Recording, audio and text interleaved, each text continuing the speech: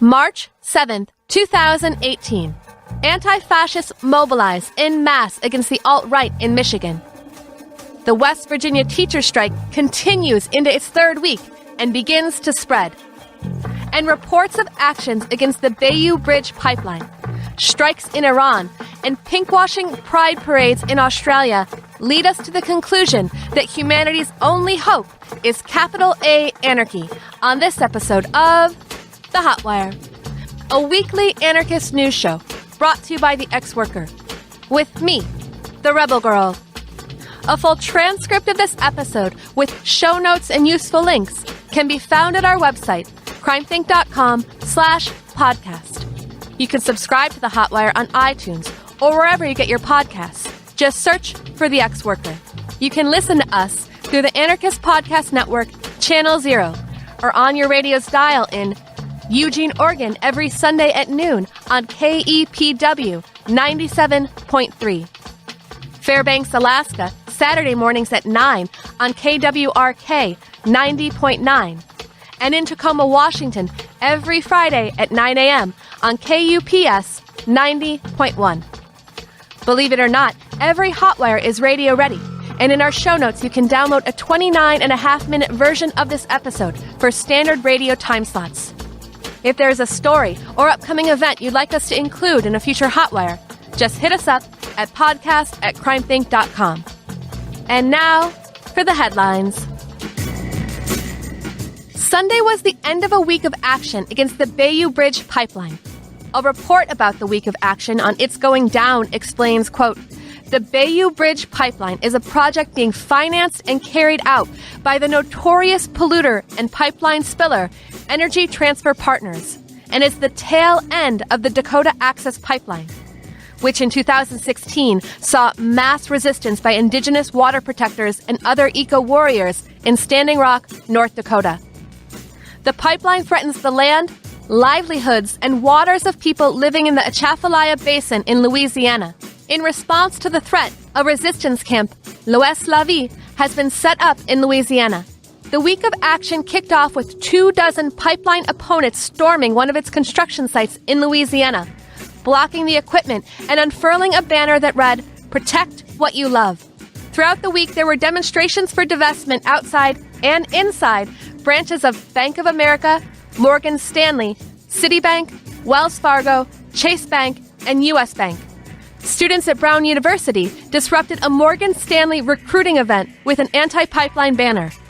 Meanwhile, outside Peterstown, West Virginia, a tree sit against the Mountain Valley Pipeline was launched and is going strong. Check out their audio report on the IGD cast. The week of action against the Bayou Bridge pipeline was bolstered by two announcements. One, that Citizens Bank will divest from Energy Transfer Partners. And two, that a judge issued an injunction against further construction on the pipeline. Make no mistake, these victories would not have happened purely out of the consciences of these corporate and state actors. The credit goes to water protectors and their people-powered pressure campaigns. However, allow us to be skeptical that the banks or the state will actually stop the pipeline. Capitalism ensures that those who have the least scruples about commodifying the earth are rewarded with profit, and that the state functions to protect their right to do so. To truly block the harmful effects of pipelines, don't put your faith in judges or corporate PR. Instead, prepare to overthrow industrial capitalism and the state. Although, this doesn't mean we think revolution is the only worthwhile effort, or that any struggle that doesn't achieve a full-fledged revolution is useless. Through small or local struggles, you can learn how to take action directly instead of depending on the authorities. You can learn how to share power and cooperate as equals. And most importantly, you can get a taste for what it's like to fight against authority. As anarchists ourselves, we here at the Hotwire live for those times when the power is running. And it is our conviction that most of humanity shares this insatiable craving for freedom if given just a taste of struggle. In short, block the pipelines. Never trust a judge or a bank, and revolt against all forms of domination and exploitation until all of humanity is liberated from social, political, and economic oppression and lives in harmony and cooperation with each other and the earth. Anarchy. The March 5th deadline for Congress to work out a solution for undocumented immigrants who came to the U.S. as youth has come and passed. 2 federal court injunctions have prevented the president from ending the DACA program, which protects nearly 800,000 immigrants from deportation. But there is still no lasting legal assurance that immigrant dreamers can stay. In response, Dreamers and DACA recipients blocked the entrance to the DNC headquarters in Washington, calling the Democrats fake allies. And just in case you mistakenly took the injunctions on DACA's ending to mean that the courts are on the side of immigrants, the Supreme Court ruled last week that undocumented folks could continue to be detained indefinitely without any right to due process. The Final Straw podcast has an excellent episode titled Anarchist Perspectives on DACA, which features interviews with 2 anarchist DACA recipients and suggestions of ways to support and organize with migrants in these uncertain times. Migrant solidarity activists in San Francisco gave one example last Wednesday. 300 people blocked all the intersections surrounding the Immigration and Customs Enforcement building downtown in response to ICE raids that netted around 150 immigrants in Northern California. Just ahead of the operation, Oakland's mayor gave a warning that ICE would be conducting raids. According to ICE, this alert allowed over 800 undocumented folks to evade capture, but it would be a mistake to depend on any government official to turn their back on ICE in the future. Let's build up our own rapid response networks under our own control to alert our communities of ICE raids. Check out our coverage of the Koreatown Popular Assembly for one model of how to do this. We have some good news to share about anarchist comrade Konstantinos Giatsoglou, who is currently imprisoned by the Greek state. According to Athens Indie Media, Konstantinos will end his hunger strike, and his demand to be transferred back to a prison in his home city of Athens has been granted. Konstantinos is awaiting trial for allegedly belonging to the conspiracy cells of FIRE and sending explosive packages to European institutions and to the former Greek Prime Minister. Konstantinos' hunger strike was accompanied by a riot in an upscale shopping neighborhood of Athens, Molotov attacks on police, and a prison rebellion. Those Greeks really know how to do solidarity. In February, in the occupied Waring land of so-called Sydney, Australia, anarchist queers briefly interrupted the 40th annual Sydney Gay and Lesbian Mardi Gras Parade. The original street festival in 1978 was a commemoration of the Stonewall riots in New York City. And like Stonewall, the original street festival ended with police repression and queer resistance. The following year, despite opposition from mainstream gay businesses and media, another, even bigger gay and lesbian Mardi Gras parade took to the streets under the theme Power in the Darkness. And from then on, the festival has just gotten bigger. At some point, instead of drawing the ire of businesses, police, and politicians, the parade began featuring corporate-sponsored floats, planning in cooperation with the police, and was even visited by the Prime Minister in 2016. This year, anarchist queers took to the streets during the parade to honor its rebellious roots with banners that read, "Never forgive, never forget, 40 years of struggle." Queers against capitalism and homo-nationalism, and one giant transgender pride flag with a big freaking circle A. Yeah, anarchy. They also handed out flyers that read, quote, "In 1978, queers took to the streets of Darlinghurst to denounce the intersectional oppressions we have faced for centuries." Some danced, some kissed, and some carried placards.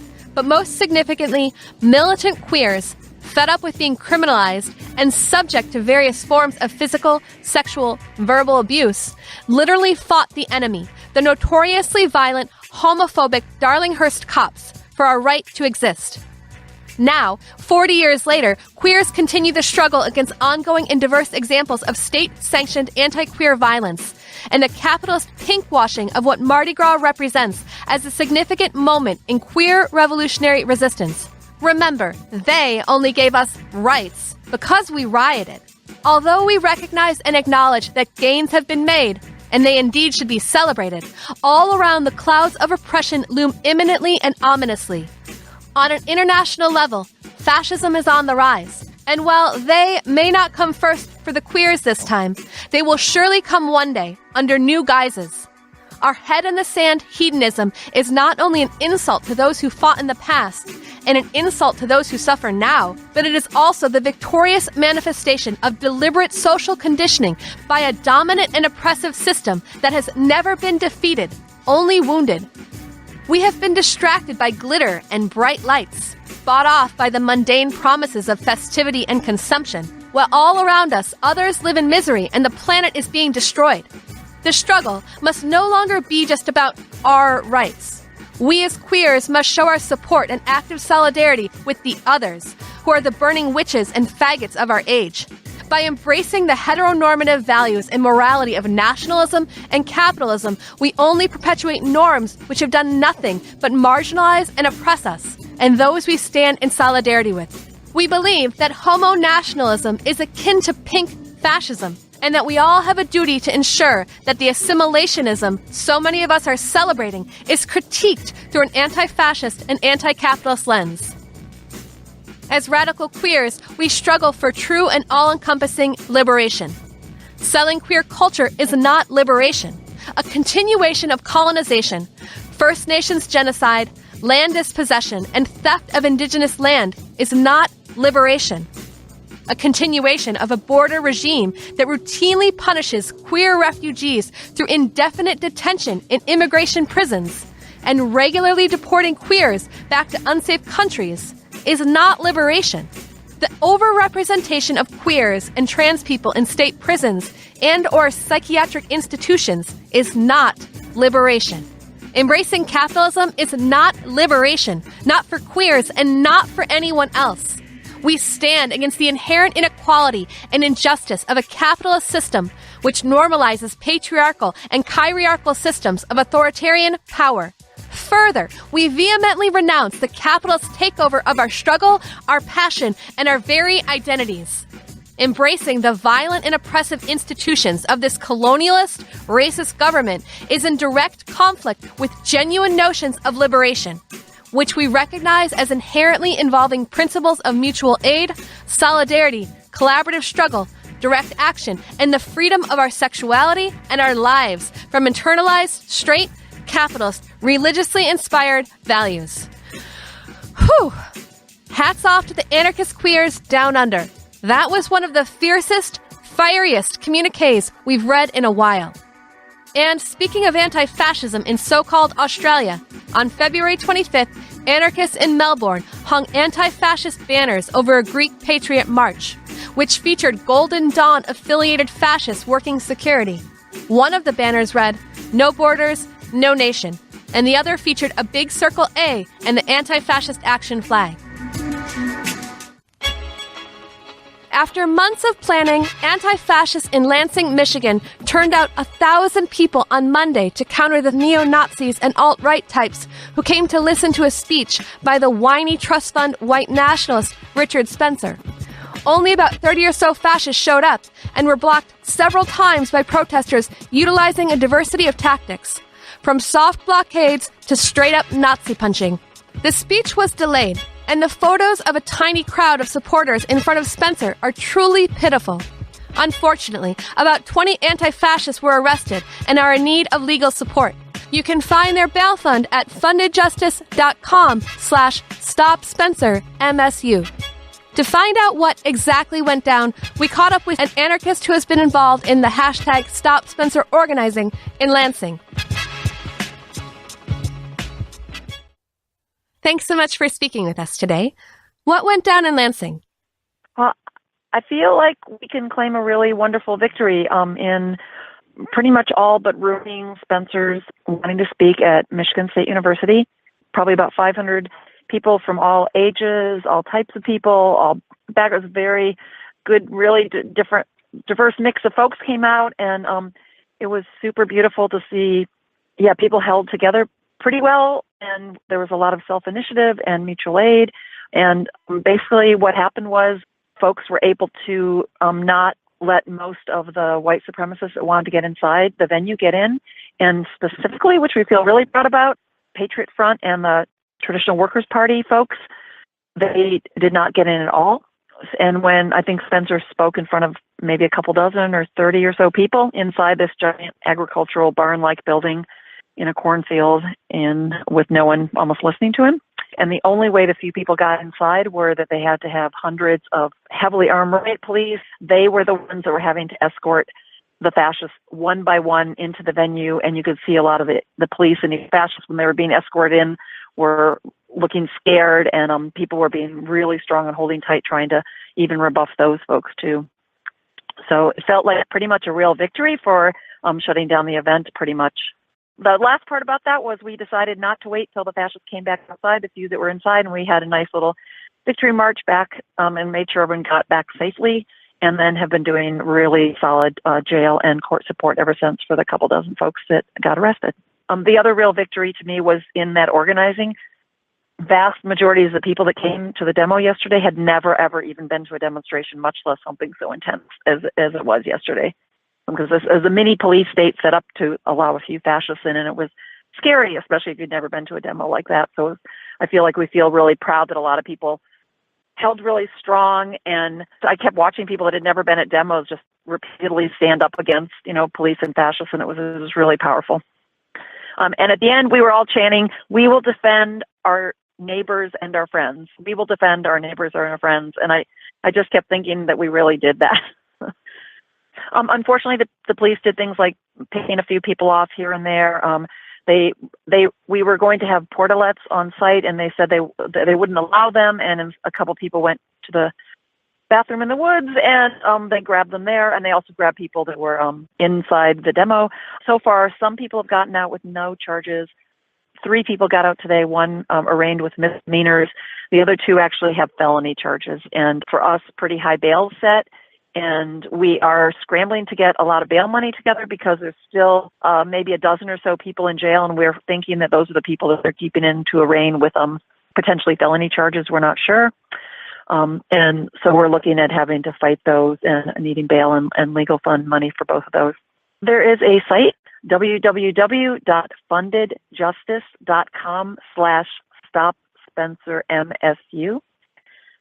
And you have to add that www at the beginning to have it go to the right place.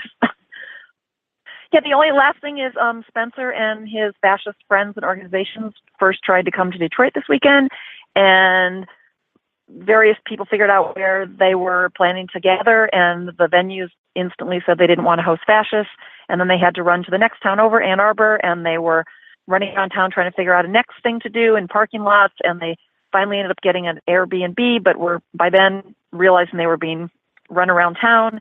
And over the last 2 days, including today during court, people went out to get coffee, and there was Spencer in a cafe, and people chased, and he ran off scared back to his car. And Spencer actually showed up at the jail last night to pick up some of his friends who were in jail, and people were standing up to him again and scaring him off. So I think overall, we really stood strong and saying, you're not welcome here no matter where you go, whether you go to get coffee or try to do jail support for your friends or speak.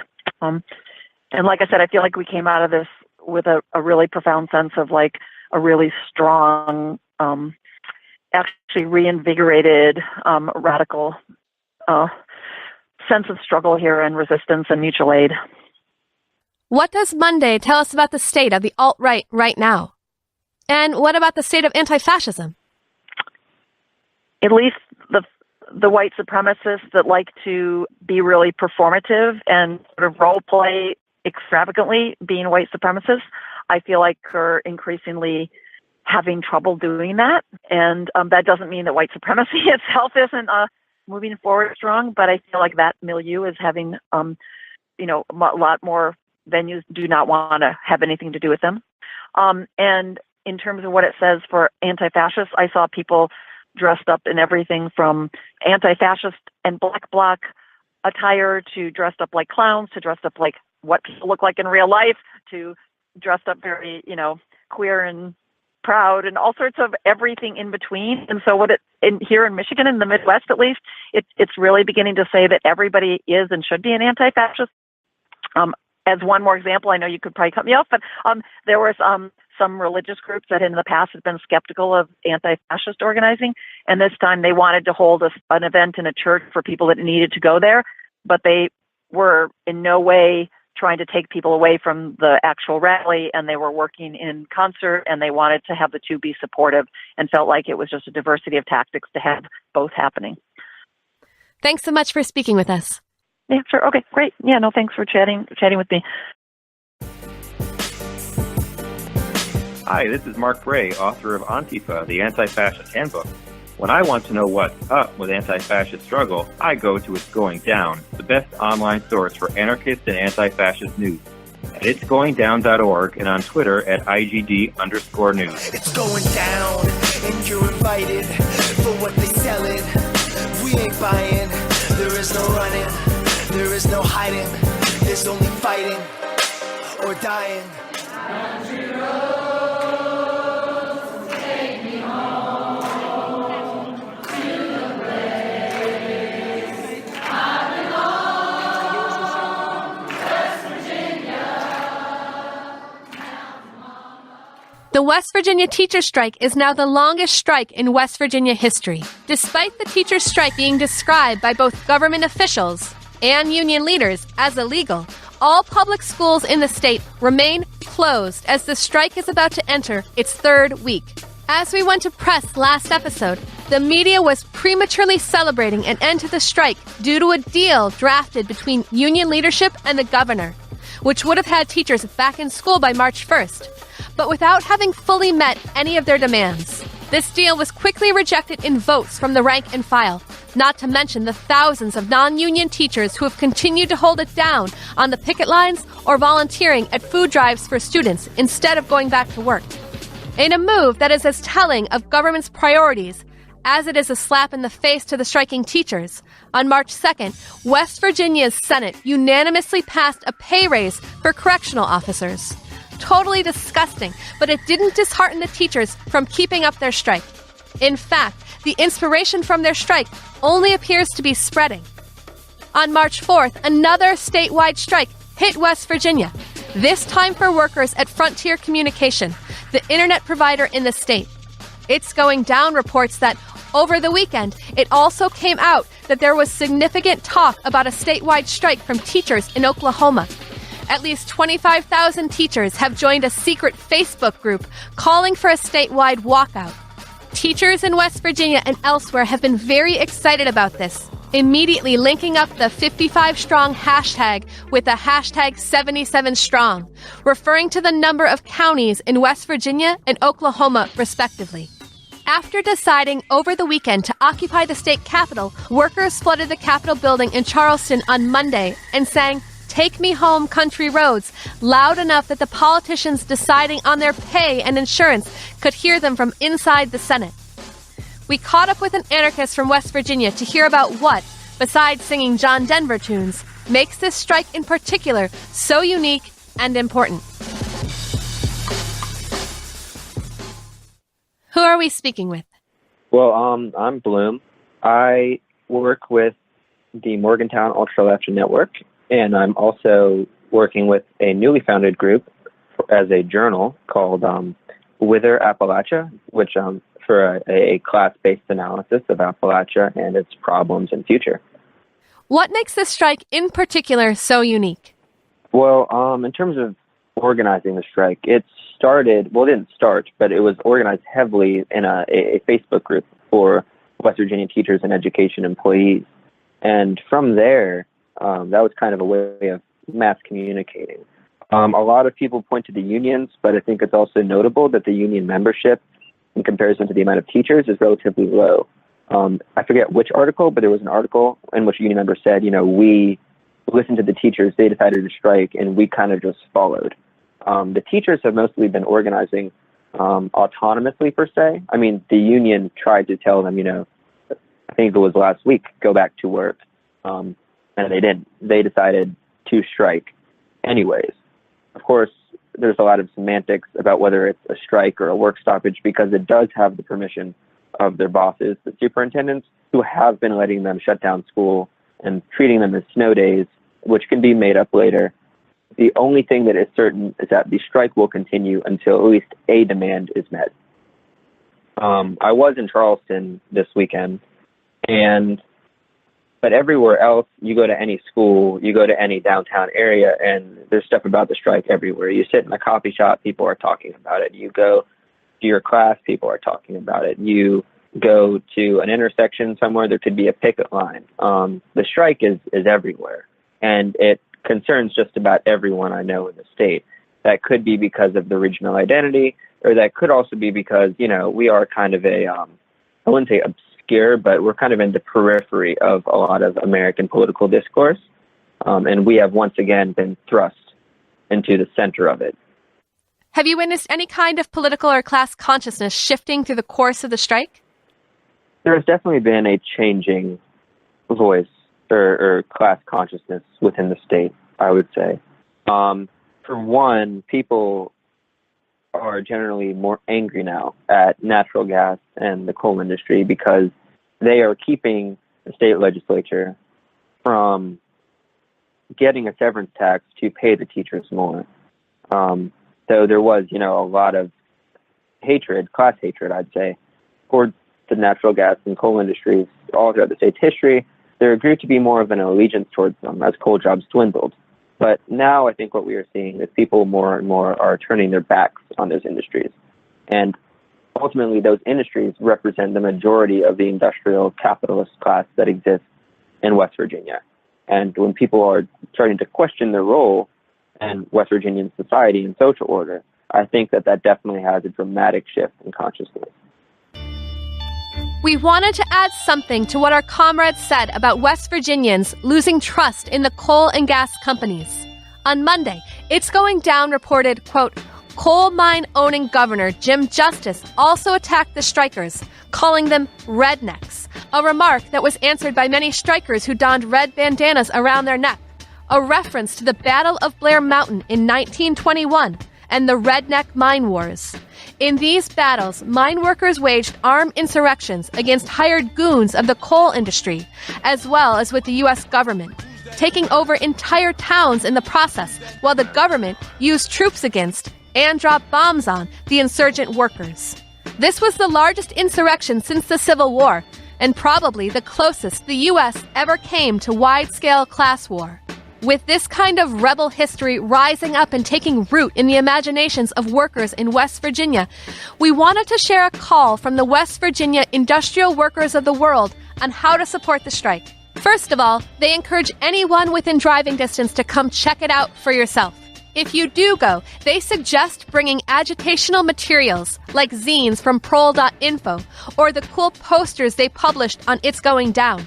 Of course, funds are both needed and a morale boost for the strikers. In our show notes, you can find donation pages for both the West Virginia IWW and the official Teachers Strike Fund.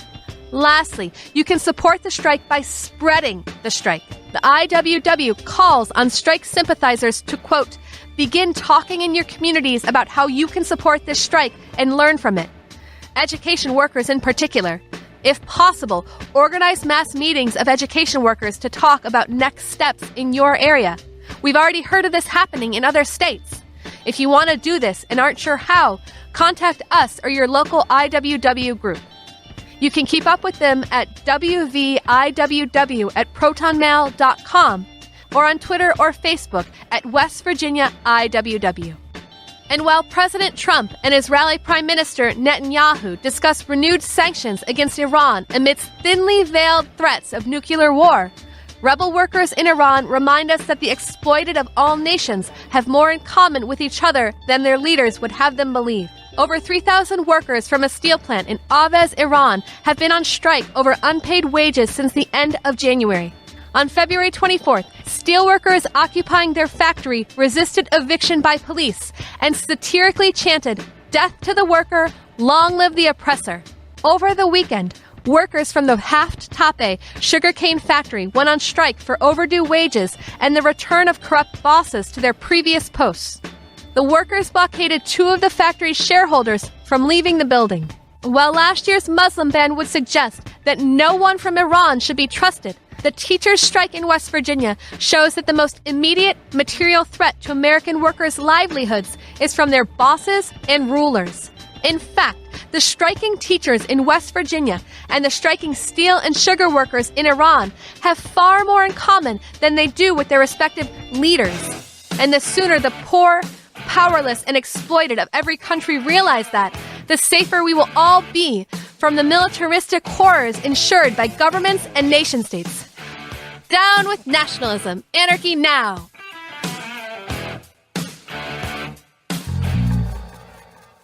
We'll close out our episode with next week's news, our list of events that you can plug into in real life. Tomorrow, March 8th, is International Women's Day, and anarchists in New York City have called for an anti-authoritarian contingent within the women's strike there. Their call reads, "In light of the current social climate we are living in, where patriarchal ideologues attempting to reassert their domination and sexism and rape culture permeate every sector of our society, from the oppressive and murderous institutions of government to the cutthroat world of business and entertainment, to women and queer students still having to put up with frat houses normalizing and promoting sexual assault on college campuses, we are calling for anarchists and anti-authoritarians to show up at Washington Square Park in New York City on March 8th, 5 p.m. We believe that anarchism is uniquely suited to be the solution to these problems. And as anarchists, we need to make sure that we commemorate and make visible the many important sacrifices and contributions of the numerous non-male anarchists, anti-authoritarians, anti-colonialists, and anti-capitalists throughout history and to this day. Show up with flags, banners, and whatever fun stuff you may think of. Wear all black if you like. Let's confront the usual workings of capital and the police, and be ready to defend against any fascist scum that may rear their heads, as they did last year, even injuring one protester's forehead with a shard of wood while being protected by the pigs. Let's make sure that this time they don't even get the chance. On March 13th, folks in Portland, Oregon can catch a screening of the new episode of Trouble, Learning to Resist, which is all about student-led rebellions around the world. This screening is at 7 p.m. on March 13th at the Social Justice Action Center, 400 Southeast 12th Avenue. March 15th is the 22nd annual March Against Police Brutality in Montreal. The march meets at 7:30 p.m. at Parc La Fontaine. For a spectacular preview of what might happen, just search for videos of the Montreal March Against Police Brutality on the internet. You won't be disappointed. From now until March 18th, there's a presentation on the J20 case, touring the West Coast. The presentation describes the unprecedented nature of the case and the need to support the remaining 59 defendants, whose next trials are scheduled to begin in the coming month. This week, you can catch the tour at the Pageant Theater in Chico, California at 7 p.m. March 8th. Organize Sacramento's office in Sacramento at 5 p.m. March 9th.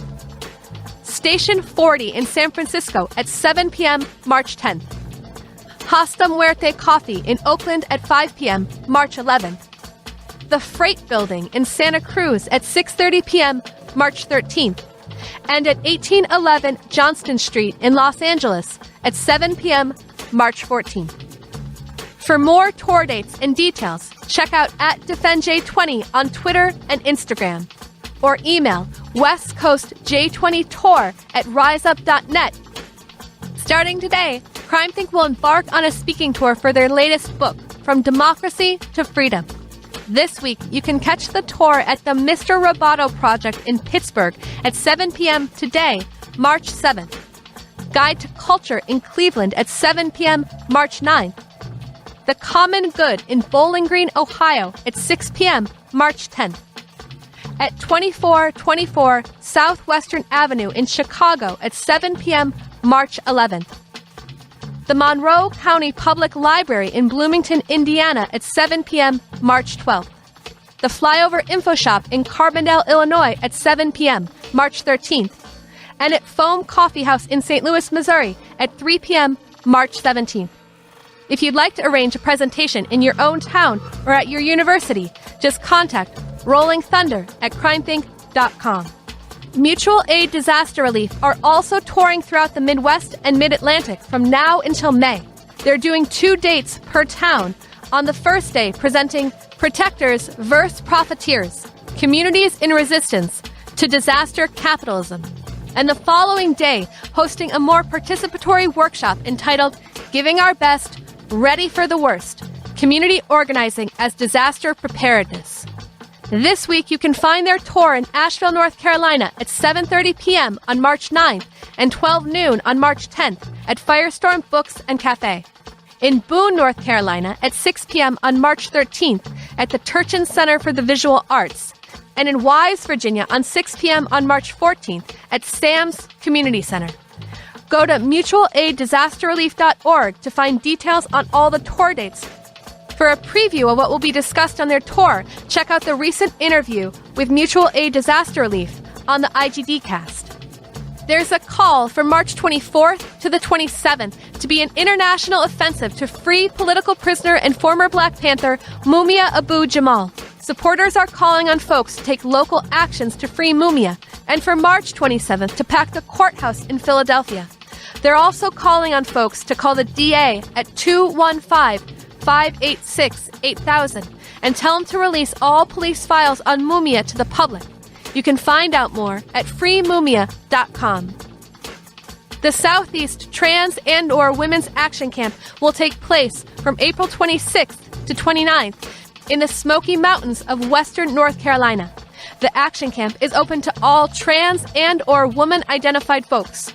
Workshops will be offered on earth skills, conflict resolution, botany, tree climbing, direct action, anti-racist organizing, Black leadership training, prisoner support, security culture, herbalism, and much, much more. Organizers hope to receive attendees from rural Appalachia to southern cities. You can find out more by emailing SETWAC, SETWAC, at protonmail.com. Also, their donation page has been shut down twice, so if you have some bucks to spare, you can donate at paypal.me/SETWAC2018. And that's it for this episode of the Hotwire. As always, thanks to Underground Reverie for the music, and thanks to Bloom and our comrade in Michigan for the interviews. Don't forget to check out all the links, mailing addresses, and useful show notes we customized for this episode at crimethink.com. We also have a 29.5-minute version of this episode there.